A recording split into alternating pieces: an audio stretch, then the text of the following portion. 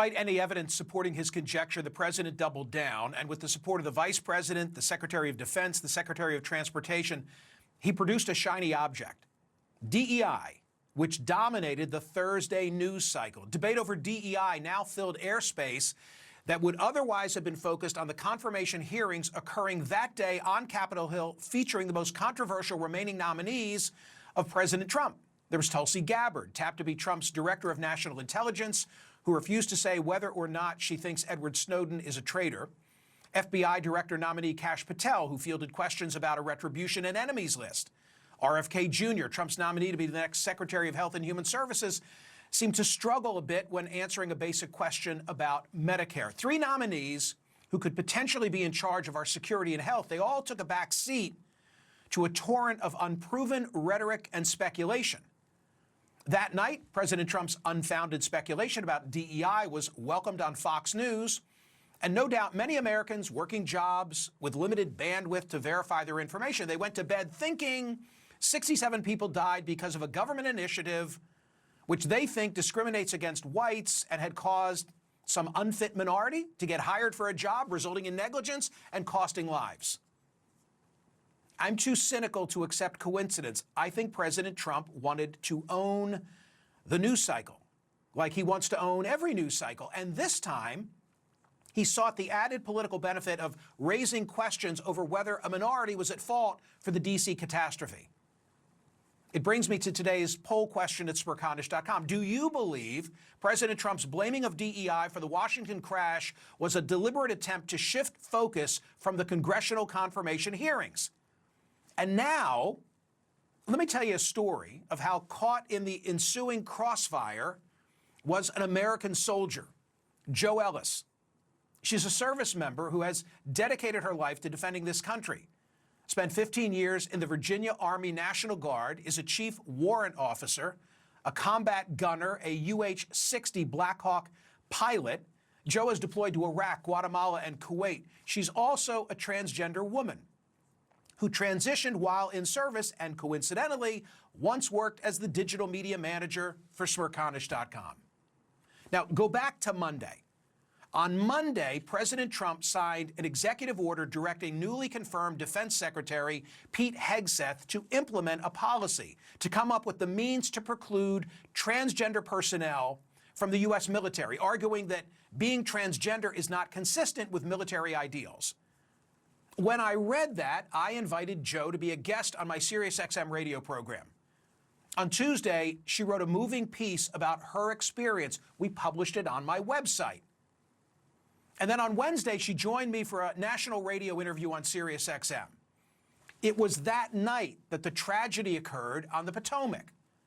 And by Thursday night and Friday morning, Jo Ellis was falsely accused of piloting the Black Hawk helicopter that collided with the American Airlines jet. And then absolutely horrific headlines like this.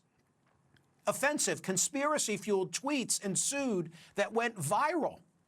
Jo Ellis was the #2 most trending topic in the United States on X late Friday morning with more than 90,000 posts, according to Trends24, a website that tracks trending topics.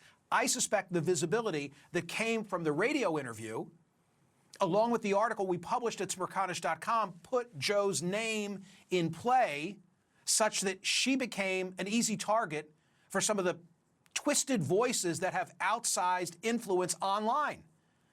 Jo became collateral damage, linked, blamed via high-speed internet to a tragedy with which she had nothing to do.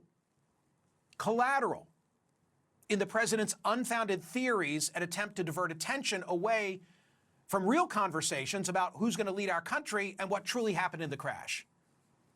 And now she'll forever represent a cautionary tale of how the combination of loose talk and trigger fingers on keypads can sully a person's reputation and subject them to online ridicule, scorn, and threats.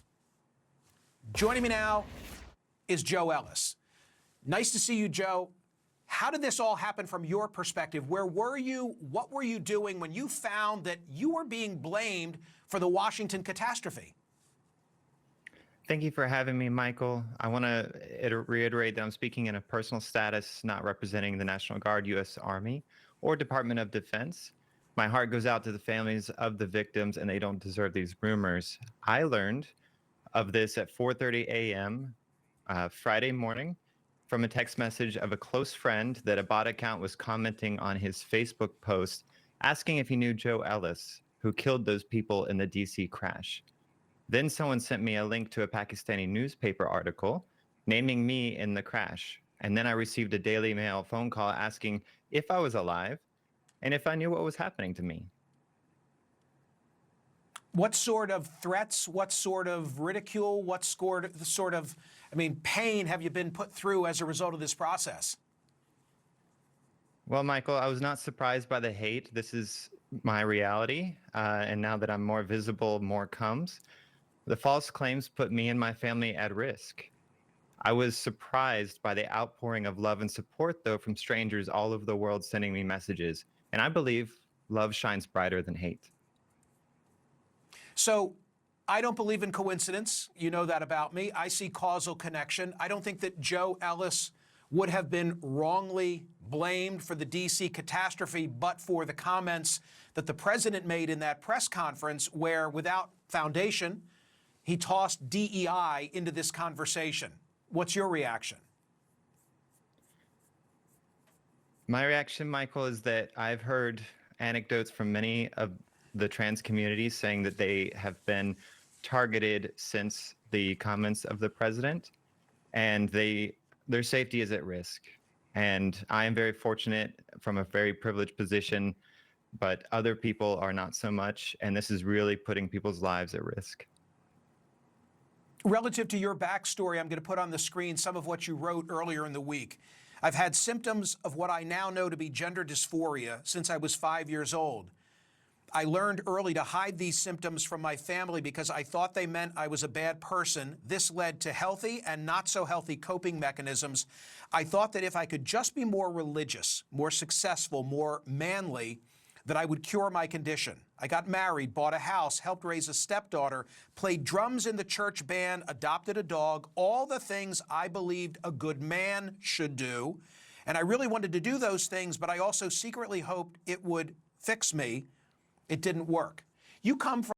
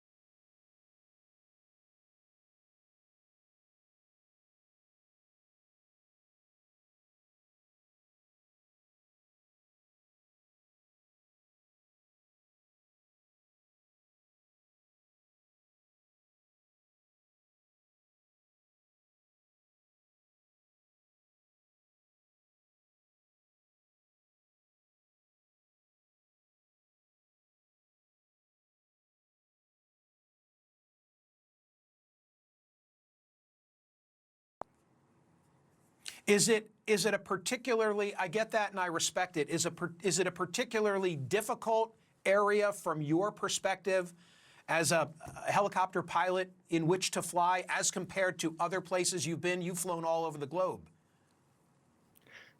I would say that it is busy, like many areas that have busy airports. There's FAA training that is required to fly into those areas, and we take all the necessary precautions anytime we fly into that area.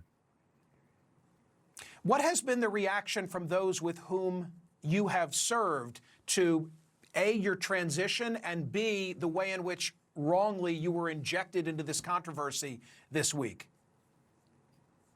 Overwhelming support, Michael, from my battalion commander, from the Adjutant General of Virginia, from up and down, left and right of the ranks, from civilians, from veterans. I've received messages from South Africa, from places all over the world, supporting me and serving me, allowing me to serve openly.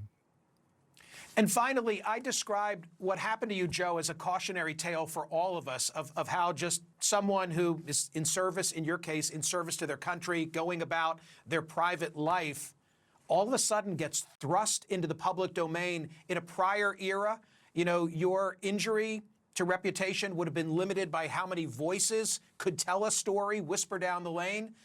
But in this instance, when you were the #2 trending subject on X yesterday, it's all just a send key away. Final thought? A final thought is my Army training has prepared me to handle the unexpected. And so I reacted in that way, and I made preparations and contacted the proper people to keep my family safe, to keep me safe. And nobody deserves this kind of false rumors and attention. Joe Ellis, thank you. Thank you for your willingness to tell this story. I'm sorry it all happened to you this week. Thank you, Michael.